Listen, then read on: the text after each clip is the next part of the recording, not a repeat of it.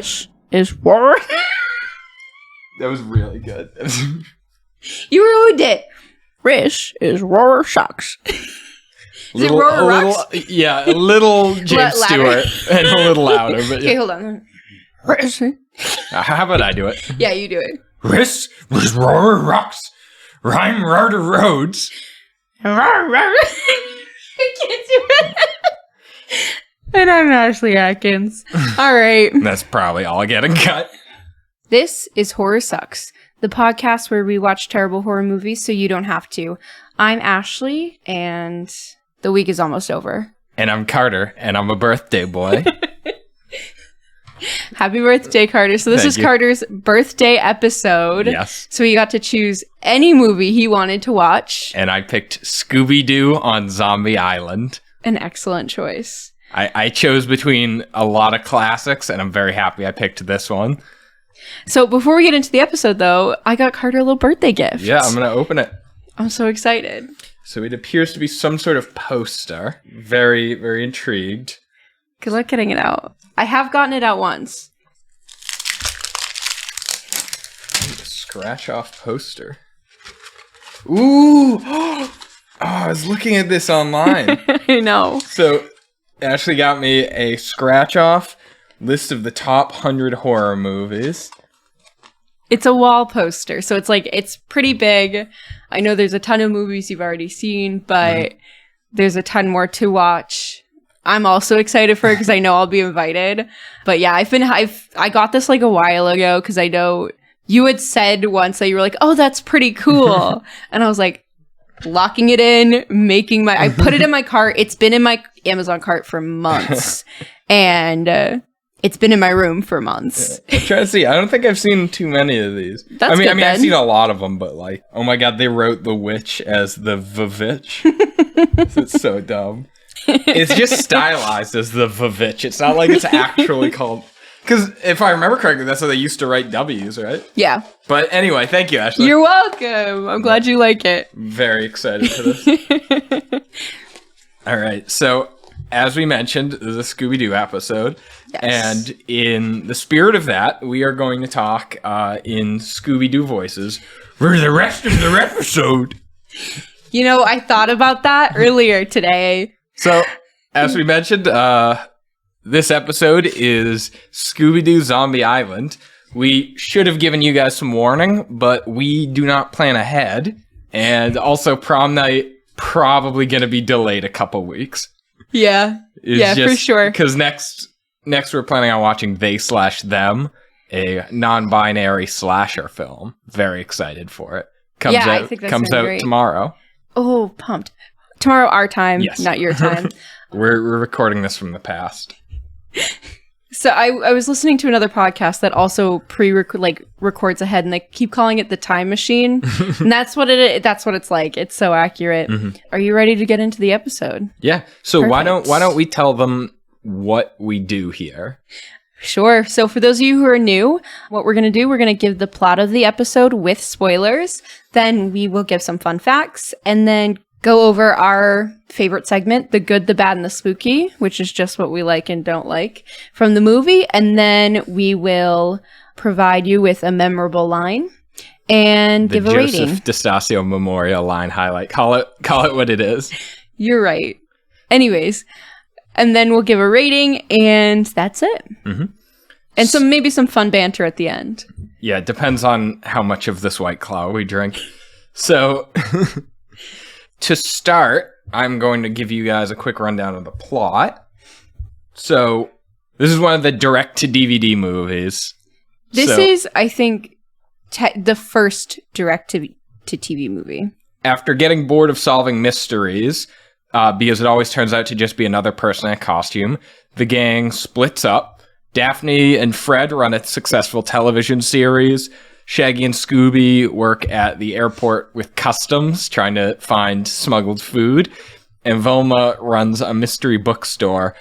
I think they did her dirty. Like, everyone got a friend. She's on her own, and the bookstore's clearly failing, too. Not even that she's on her own. They gave her a mystery bookstore. Like, what? Yeah. I'm glad after this movie, they set her up to be, like, way more successful scientist like vibe.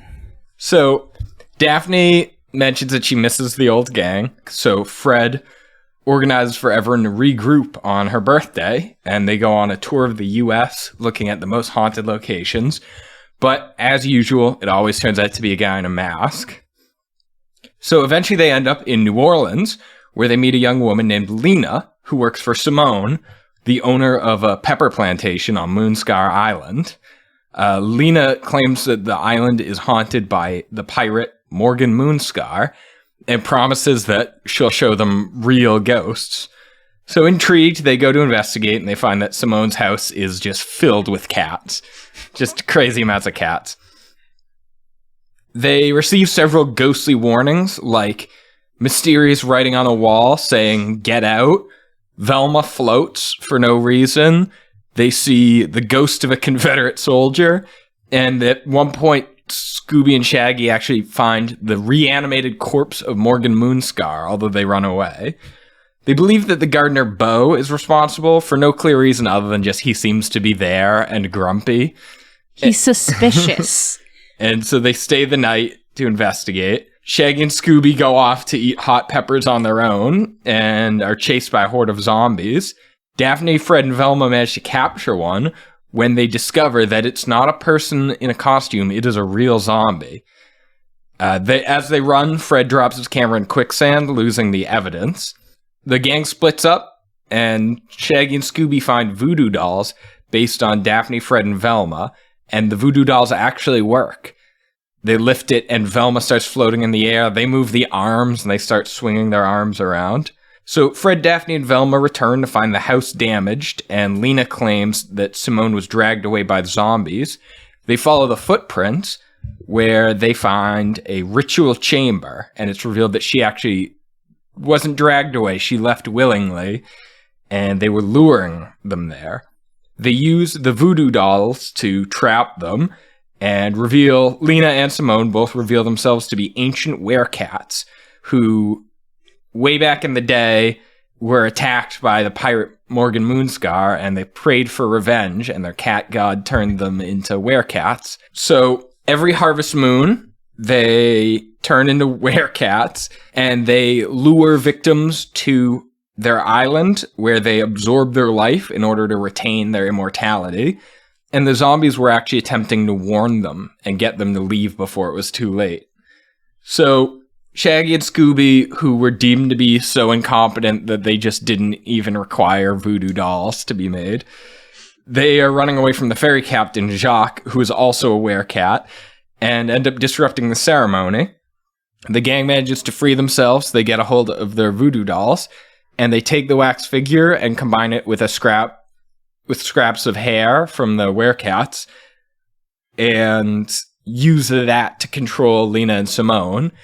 Eventually, they break free, but it's too late. The harvest moon has passed. The ritual is over, and they were unable to absorb their life force. All three of them dissolve into dust, and the gang leaves the island. Thank you. Mm-hmm. Very nice, clean, concise. Now let's tap onto some facts. So, I'm not gonna lie, a little disappointed. Not a whole lot of facts. Not a whole lot of, good facts. I was expecting some good stuff.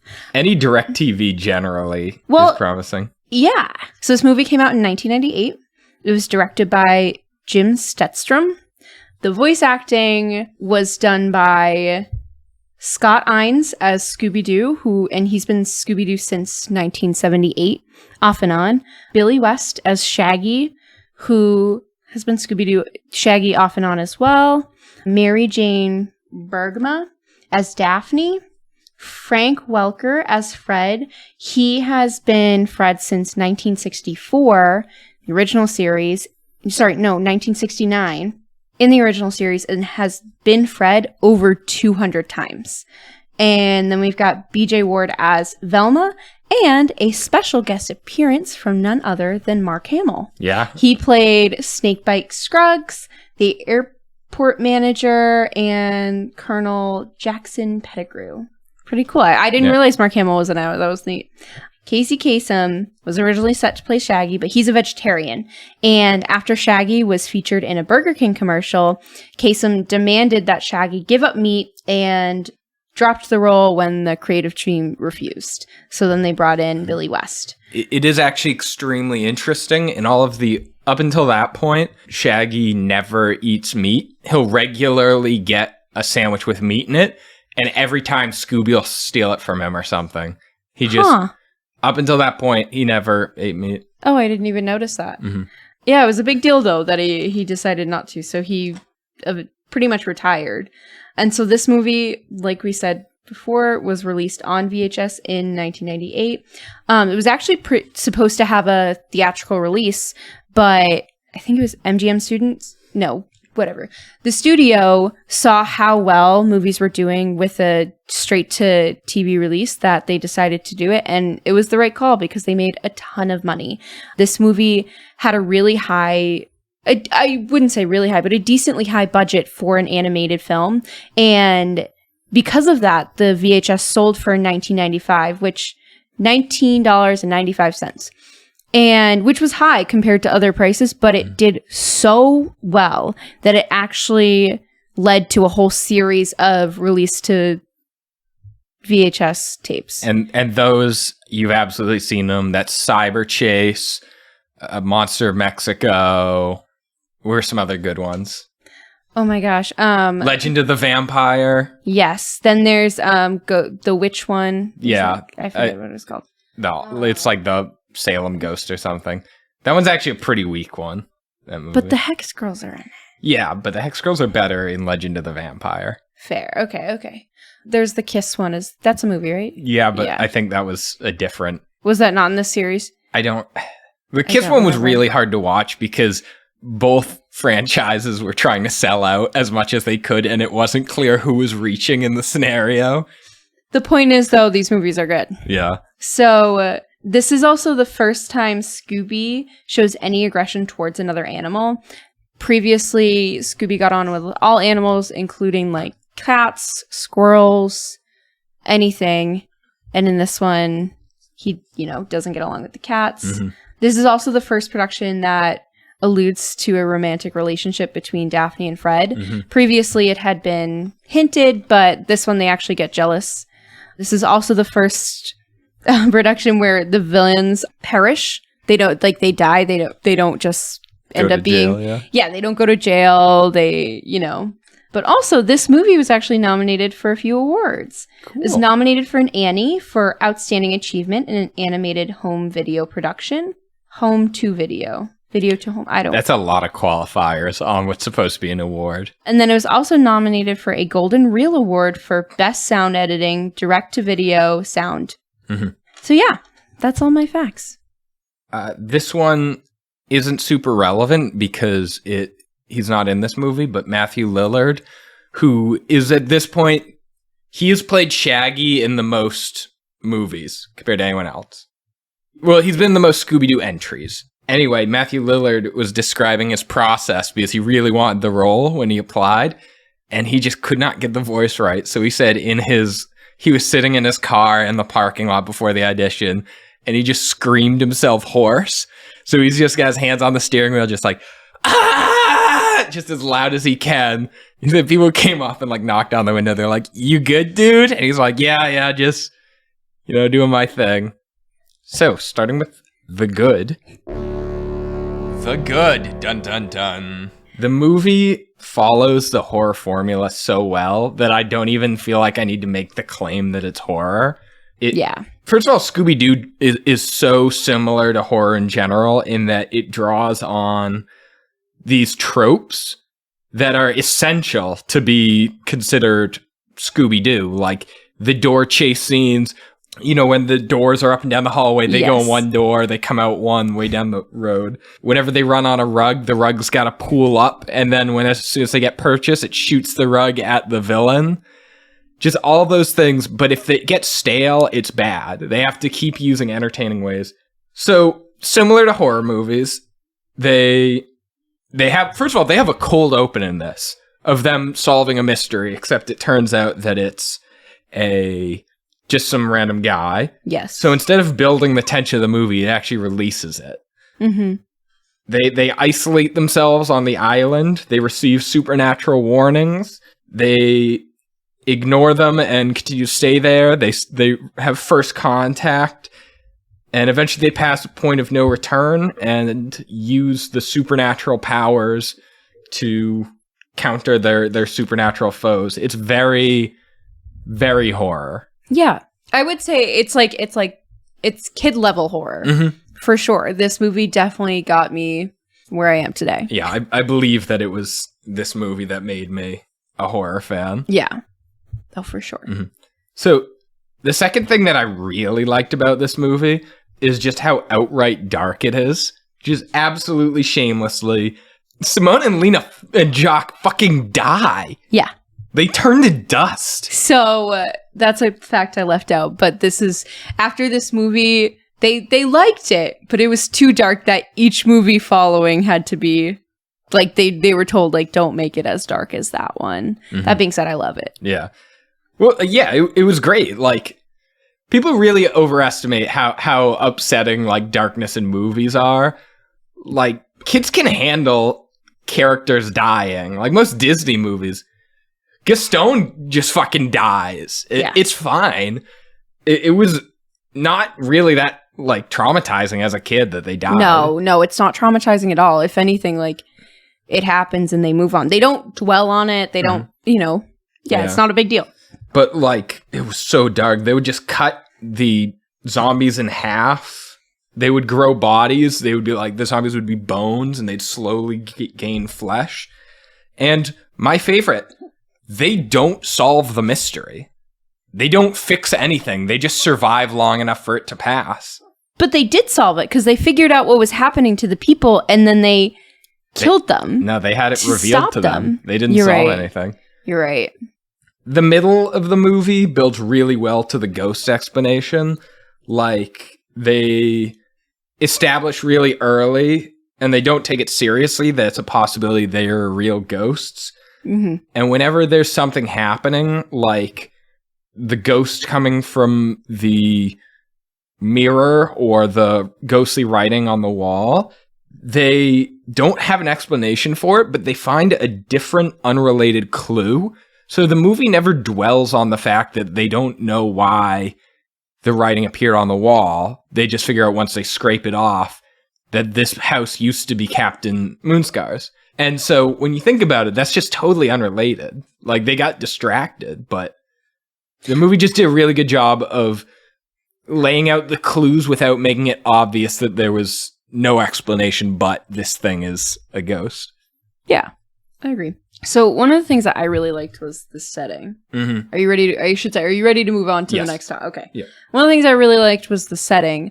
You know, we talked about this with Skeleton Key, love Bayou Horror, loved the old mansion, the plantation. The pepper plantation was really a really cool idea. That was neat. It was the right amount of, like, southern, not really that spooky, but there's also something pretty ominous and threatening about it. It was very strange that it was peppers, and you were just like, this doesn't feel right, but at the same time, you were like, oh, like, it added to a lot of humor, and it just, like, it was, I don't know, there's just a lot to it that it was good, but it also, like, the setting was great.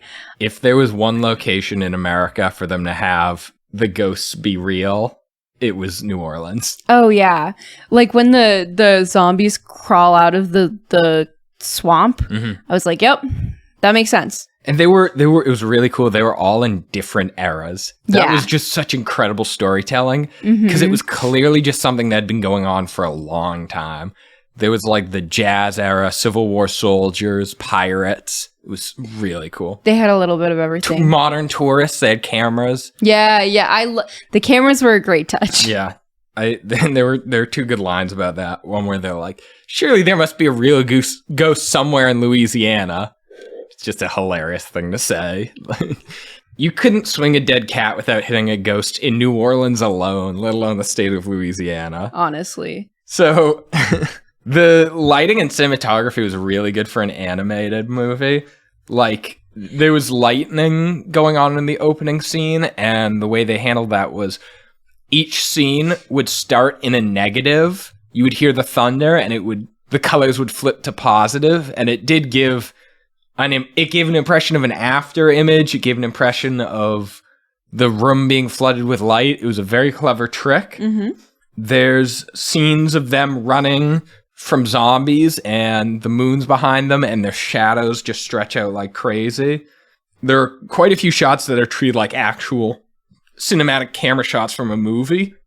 Like there's a shot of the road and the car coming like up over a hill into view. Something that wouldn't have been out of place in a movie like Skeleton Key. Yeah. No, I really loved the cinematography. It just enhances everything and made it really good. Mm-hmm. That's all I gotta say. What else did you like about it? I loved the plot. Yeah. So actually, I guess another fun fact that I left out. This plot originally was written for a different show, and I forget the name of it. And when they decided they wanted to do a movie for Scooby-Doo, they were like, well, we have this plot drawn up. And it was not for this, like, the Bayou. It was for a whole different setting, but it was very, very similar. And I'm glad they saved it for Scooby-Doo because the plot is just really good. It is different than your typical Scooby-Doo movie, and I really liked it. That's so strange that it wasn't originally set in New Orleans, because that's just such an inherent part of the movie. Like, themes of voodoo and like just kind of pagan. Okay, well, it wasn't adapted like word by word. They was just like the whole concept. I see. The concept of the plot and like the fact that they were gonna go to an island. And I think it was like Caribbean more so than New Orleans. So it was less like they obviously enhanced it to be more New Orleans. They didn't just go, oh, we're gonna just change the names and it's the same. Like, you know, but I really liked the plot. I loved I've lost my train of thought. Right. The movie was really funny. As an adult rewatching it, I laughed quite a few times. It is funny. There's a line where Scooby gets chased by a pig, and Shaggy's like, man, that's embarrassing. Getting chased by 1/3 of a BLT. The sound effects are really funny. Like, they got nominated for an award for it. Like, whenever someone gets knocked over, it'd be a bowling sound. It was just very funny. At one point, Shaggy's unpacking, and he opens his suitcase, and it's all just green shirts.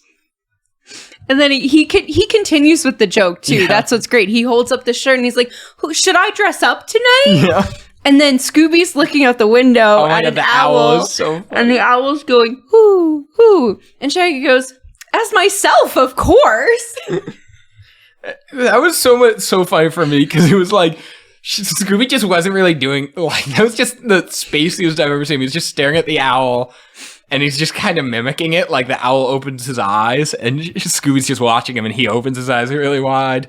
The owl turns his head, and Scooby turns his head. It reminded me of classic Scooby-Doo. Yeah, it was just really goofy. It was funny. Yes. Another funny moment right after that, when Fred's in his room and he pulls out Fred is not in his typical outfit, but he pulls out his orange ascot, puts it on, and goes, nah, and tosses it away. There's one scene where they're talking, where Daphne is like, okay, here's the plan. We're going to split up and look for Scooby and Shaggy. And Fred goes, good idea. And she goes, I'm going to go with Bo. And Bo's the, like, handsome gardener. And Fred goes, bad idea. Daphne does agree with him that it was a bad idea, but it was funny. Yeah, and then anytime Fred talks to Lena at all, Daphne immediately is like, how's your girlfriend? Which I thought was funny, because in my experience, that's just what, like, Southern women are like, is like, yeah, I'm pretty sure she's not flirting with me. I'm pretty sure she's just nice.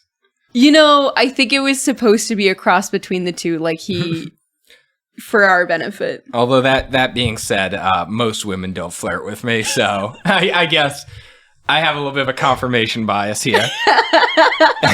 Anyway, speaking of Bo, the Velma and Bo love story is great. It's denied. Yeah. It doesn't exist. I want it to very badly, because I think it would be so funny for Velma to end up with Detective What's-His-Face. So at the end, Bo is revealed to be a undercover cop who is investigating the disappearances on the island. And he's talking to Velma, and he mentions that he being a cop's okay, but I love the mysteries, and one day I really want to be a mystery novelist. And she's like, oh my God, I run a mystery bookstore. And he's like, that's so cool. And I really liked it because so many times they've tried to pair Velma up with just another nerd. And it was just really refreshing to see someone who just didn't look anything like the kind of person they would normally try to pair her up with. And their interests were similar enough that it made sense. Yeah. It was nice and refreshing. Definitely. The other thing I really liked, are you good to talk about the characters? Yeah, I didn't put anything because Scooby-Doo's been around for like 40 years. 60 years. Yes, currently. This movie was 30 years. But one thing I did want to talk about is they kind of changed things up a little bit. You've got Daphne and Fred doing their own thing. Their kind of character tropes have switched a little. If you look at A Pup Named Scooby-Doo, Fred is the... Just dropped A Pup Named Scooby-Doo. I reject A Pup Named Scooby-Doo. I reject it. What? I don't allow you to use it as evidence in this court of law. I'm sorry, what? I do not allow you to bring into I love A Pup Named Scooby-Doo. What are you talking about? You don't A Pup Named Scooby-Doo, any baby-themed TV show is garbage. I'm not saying it wasn't garbage. Especially if it's based on a previous show where they weren't babies. Like, superhero babies, dumb. Scooby-Doo babies, dumb. They're not babies. They're just young kids. It's brilliant. It's not brilliant. No, I think you can claim that was a stretch. Listen, I really liked it as a child, and I have not watched it since, so I live in that world. Yeah. Okay? But anyways, not the point. Typically, Daphne is the not the skeptic, and Fred is the skeptic. And in this movie, Daphne was the skeptic. Wait, it was the other way. Their normal tropes are reversed, those two, and what they believe in. Daphne wants to find a real ghost, and she believes, and Fred is the skeptic in this movie. Usually he's not. Daphne is the believer, and usually she's the skeptic. I figured it out. Okay. I know what I'm talking. I really liked that. I also really liked that Daphne has a career. Mm-hmm. Lots of times they kind of just portray her as the rich girl, the damsel in distress. We didn't get that in this movie. Instead, she's a successful host of a TV show. Mm-hmm. And whether or not her money got her that is not the point. It's not even addressed how she's there. It's just that she has it. And she's a frontline player while Fred is in the background. He's the cameraman. He's the producer. Mm-hmm. He's supporting her versus her being the front, right, which is different well. That's also, they've kind of expanded on this on recent movies, and I like it. Fred is more of the, technical guy. And Daphne shifted from being the person who always gets captured to now she's kind of the face of the group. She's the one on camera. She's the, she does get used as bait when they set traps a lot. Actually, usually it's Scooby and Shaggy. And Fred, Fred's the technical trapping guy. Of course, it totally tracks that he'd be the technical camera work guy. Velma's the brains. Shaggy and Scooby are there. No, I'm not saying it doesn't track. I just really liked that they did it. Because, even if you look at the live-action Scooby-Doo, Fred was the face. And so... I think that was just Freddie Prinze Jr. I know, but, he did the press conferences. And we didn't see that in, the originals, but you could... it just was nice that Daphne has this lovely career and is not just treated like a dumb rich kid. Not that she ever was, but... I'm sorry, but I'm just thinking of the live-action movie that had Sarah Michelle Gellar, Freddie Prinze Jr., who then married, by the way. So happy about that. We'll never get over Matthew Lillard, and then... Leah... Linda? Yeah, Linda Carfrey. What is her name? Linda Cardellini. Thank you. Who... Phenomenal. Is wild that she's... the quote-unquote least famous of all of them, considering that she's pretty well-known, pretty famous. She's done a lot of work. Yeah. Oh, yeah, she's done a lot. She's in Brokeback Mountain. She's Legally Blonde. I believe that she is Hawkeye's wife in Avengers. She is. Yes. Yep. So anyway, just crazy that they got that many famous people, especially because Sarah Michelle Gellar and Freddie Prinze Jr. were way too famous for that movie at that point. At least for sure. At least they caught Matthew Lillard early in his career. I loved it. Yeah. Anyways, back to this movie. It's just so wild to me that someone once described Freddie Prinze Jr. and Sarah Michelle Gellar to me as those people who played Freddie and Daphne and then got married. I mean, yeah. Anyway, yeah, so... Anyways, yeah, I just really liked some of the minor character changes. Mm-hmm. I really like the use of the wind. They would... Whenever the zombies would rise, this, like, wind would come down, and that really hinted at a higher power. It was a good way of building tension pretty subtly. Maybe not subtly, but without being out front about it. And then lastly, Terror Time. God, that was a great song. All the songs are great. I think we should have a moment to listen to it. We obviously can't show it to you, but you should pause so you also can listen to Terror Time. Did you know that the songs actually didn't have a legitimate release? What do you mean? Like for the movie, they had to be not explicit, and the originals were, and they never released the non-explicit versions. Cool. And lastly, there's quite a few references to Get Out.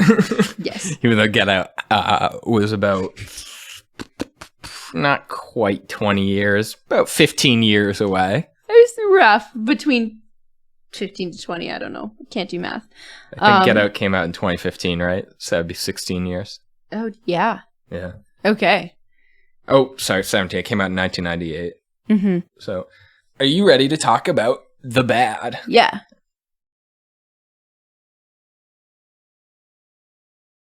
So, my number one problem with this movie is it's for kids.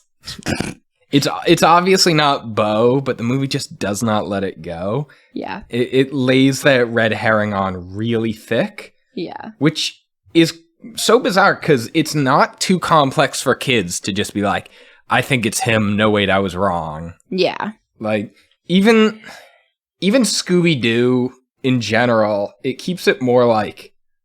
Usually it's a little bit more ambiguous, but the thing is there was no one else there. Yeah. They had no one else to suspect.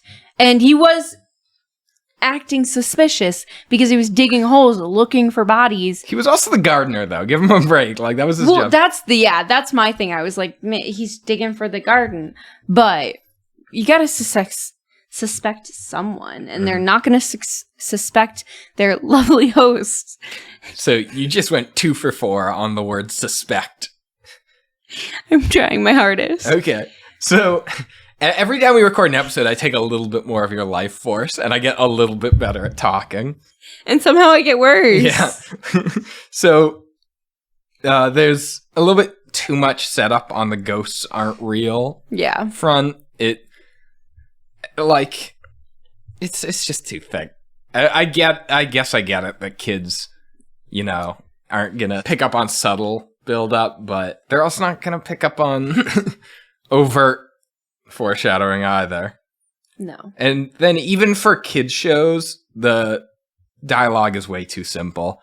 They're like, the zombies are the good guys now. Yeah. I'm like, I understood in Jurassic Park at like 3 years old. I understood the nuances of like the T-Rex attacking the Velociraptors. Like, I understood like, oh, okay, he's not their biggest problem right now. You don't need to say it outright.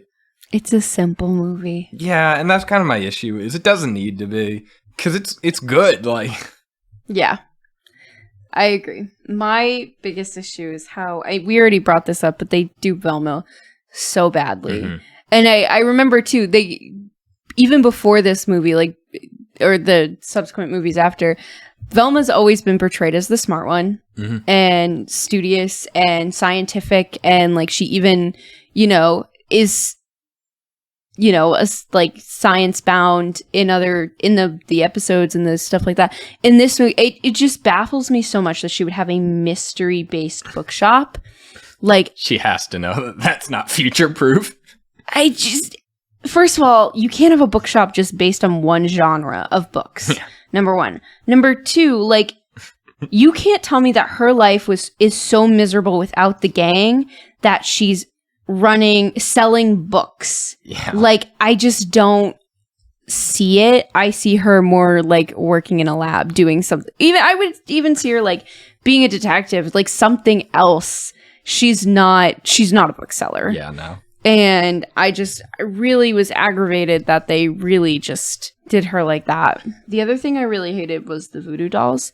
Really? Yeah. So I liked what they added to the movie. I just felt like it felt kind of out of place because obviously they're, old. They've been there a very long time, but the movie never explained why voodoo. They talked about worshiping the cat god, and then they were like, these voodoo dolls exist. Not that I need everything explained to me, but it just didn't feel like it fit. I feel like they were just looking for a way to, I don't know, create drama or, find a way for them to actually end the story, but it just felt off to me. Mm-hmm. I have to disagree on that. I just loved... I thought it fit right in. They didn't explain how they absorbed the life force either. It was just this ambiguous magic that totally seemed within the realm of possibility that it could. But that makes sense. People. The idea of them using two types of magic, because obviously them absorbing the life force is not I guess you're voodoo. Right. So like, why are they also doing voodoo? It just didn't make sense to me on a plane of like, if you're going to use magic and study magic and like worship a god to get your magic, I don't see you also using another type of magic. Mm-hmm. And maybe that's because I'm too simple or what. But to me, like, I liked the concept of it, that the dolls and what they added to the movie. It just felt weird. Mm-hmm. Stylistically, they were two very different styles of magic. So exactly. That I guess even if I don't agree, I can at least appreciate the point. Fair enough. So I know I said my biggest problem was for kids. That was for comedic effect. My biggest problem is the voice acting, and I don't know that can be helped, but at the time, Scooby-Doo was at this kind of crossroads of the franchise where Scooby historically had been played by Frank Welker and in all the old movies, and probably what you know him from recently is Don Messick. This movie was in memory of Don Messick. Are you sure? Yes. Don Messick died in 1997. Oh yeah, I'm sorry. You're right. I just mixed it up. Is Scooby-Doo was historically played by Don Messick, and Frank Welker, after the death of Don Messick, started taking over the voice acting duties as well. Shaggy was Casey Kasem in the old times, and probably what you know him from recently is Matthew Lillard. Fred's been Frank Welker pretty much since the beginning. Velma Velma's a weird voice actor. They struggled for a while to find a good Velma. BJ Ward is who you might know from most of the direct-to-DVDs. And then this is just my favoritism. I really liked Mindy Cohn the best. They're doing Kate McCucci, I think. I don't like her as much as Mindy Cohn. I like Mindy Cohn a lot. But, so either way, Velma's kind of all over the place, hit or miss in voice actors. And then Daphne, I might mix this up too, past versus present, but the two main people are Gray DeLise Griffin and Heather North Kenny.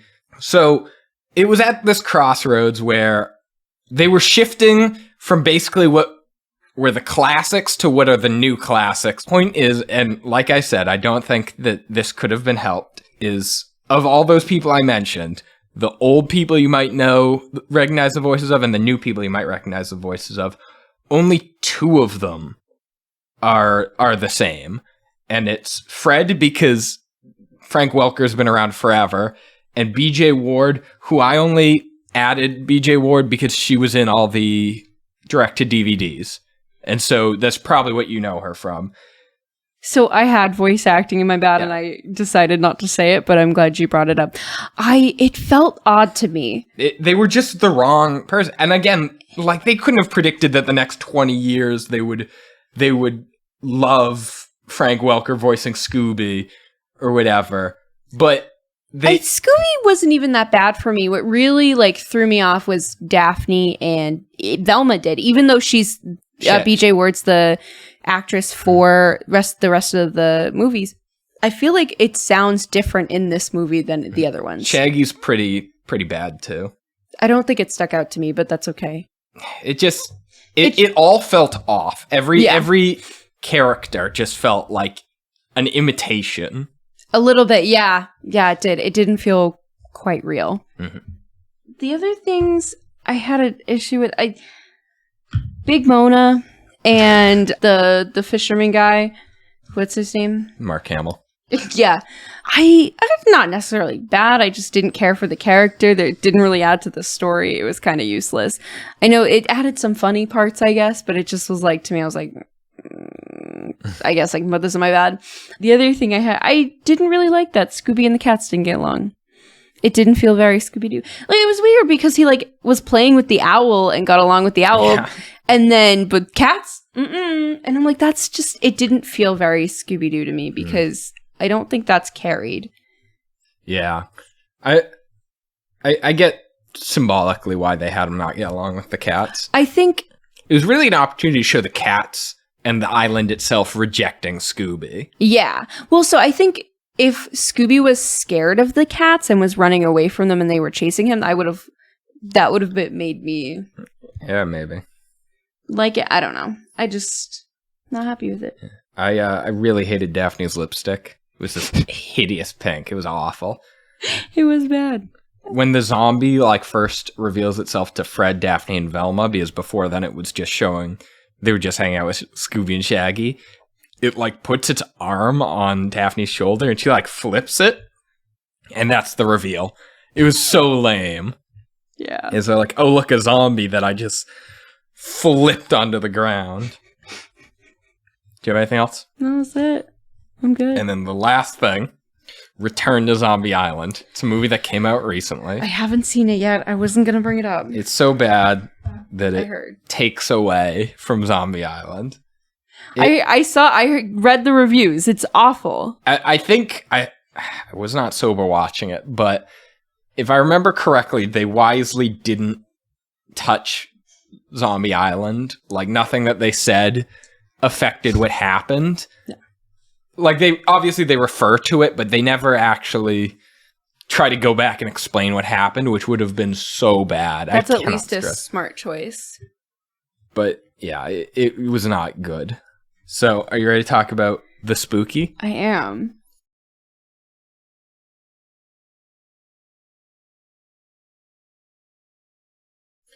The voodoo dolls that you hated gave me nightmares. They were terrifying. Really? Yes. Like as a child they give you nightmares? Okay, no, okay. Like last night. You're joking. Yeah, I'm joking. Yeah, as a child they gave me nightmares. I've never found them scary. It just freaked me out. I don't know. My sister had dolls. It freaked me out that the dolls could move people like that. Okay. They were just sitting there. They couldn't do anything because the dolls were tied up. Fair. Even as a kid, I didn't really find that much like super scary about this movie, like to say in our spooky. The vibe is very spooky. I can say that. They die. That's spooky. Yeah, that's really spooky. There's a scene in which they just straight up pull off a zombie's head. Yeah, I guess. But it was kind of humorous. It's a little humorous. They're joking that it's a mask, and then they realize it's not. Mm-hmm. That's it. There was the crying scene where Shaggy took the peppers. That was just like weirdly intense. It was just a close up of him crying, and like it slowly zooms out to reveal he's crying because he ate a hot pepper. But like it was a really intense shot. Okay. And then lastly, Scooby at one point does an impression of a zombie, and it's terrifying. Like sucks in his chest so he shows his rib cage, rolls his eyes back. It's nightmarish. Okay. Sure. So this movie is just aggressively out of place with the franchise, and that's what makes it so great, is it just makes Do you not want to do your line first? No. Okay. That's what makes it so great, is it just makes absolutely no apologies for it. Just rolls up, says, yeah, ghosts are real right here, and they're fucking dead, and then it rolls out, and it does not elaborate. It does not apologize. I love it. It was the perfect sucker punch of horror in what I already loved as a franchise. That was good. Mm-hmm. So for my Joseph DeStasio Memorial line highlight, the line I chose is... Oh, wait. I had another complaint. Oh, well. What was it? If it's good, I'll edit it back in. So typically Velma has issues with her glasses where they fall off. And it's very tropey. It's always fun when she goes, my glasses, I can't see without my glasses. You know what doesn't happen in this movie? She does not lose her glasses. Her glasses get foggy and she doesn't have her glasses cleaner. Listen, it's a great reveal for the end, but I was like, what? Well, it was a great reveal for the end that was what the fabric they used was they used her glasses cleaner. But also, Scooby cleans her glasses with his tail. That was hilarious. Don't get me wrong. It was super funny. It just was like, I was so thrown off. So, my Joseph DeStasio Memorial line highlight is Scooby and Shaggy are watching as two female zombies approach them. And he goes, we're not looking for any ghoul friends, are we, Scooby? Good Lord. So... I hope you made it this far for that. There's no comparison for this movie. It is one of its kind. It's outstanding. This movie is really good. Are you ready for the rating? Yeah. Do you want me to go first? Yeah. Okay. I gave it a 10 spicy peppers. I gave it a 10 direct-to-DVD Scooby-Doo movies. Great. So, our first consensus 10. That's impressive. Okay, to be fair, it is a 10 children's movie. No, this is a 10 movie. I'm going to throw something at you. It's a 10. Okay, it is a 10. It is a 10. You heard it here first, ladies and gentlemen. I mean... And all those in between. We're probably going to get only 10s on our birthdays because we intentionally pick our favorites. Yeah, it's good. It's good movies only. Yeah. That being said, my selection will also probably be Scooby-Doo. There's a theme. Oh, I wanted to ask, have you heard of the Scooby-Doo project? I literally, while looking at my quote, I saw it and I took a screenshot of it because I was like, what the Christ is that? Okay. So I saw it while I was doing my research and I was like, what the heck? Because I've never seen this. It looks like a horror movie. Basically what it is it's a spoof on the Blair Witch Project. Yeah. But I can't wait to watch it. Okay, so next week or maybe last week or maybe 2 weeks from now, depending on when we get it out, we will be watching They/Them, which is an LGBTQ plus conversion camp themed slasher movie. It is available on Peacock starting August 5th, and we are very, very excited for it. Super excited. It is either going to be an intensely insightful idea of what it's like at a conversion camp from the point of view of horror, or it's going to be a 90-minute hate crime, and we're going to be here to tell you about it. Yes, we are just reporting what we see. Yeah. I'm sorry if that was unclear. We didn't make this movie. Ashley and I had no say in how this movie was created. Yes. I'm very interested to see how that comes out. Mm-hmm. Anything else? I'm all set. I'm all set. So remember to stay spooky and watch Scooby-Doo. Oh, wait. Sorry. Before that, I should talk about thank everyone for listening.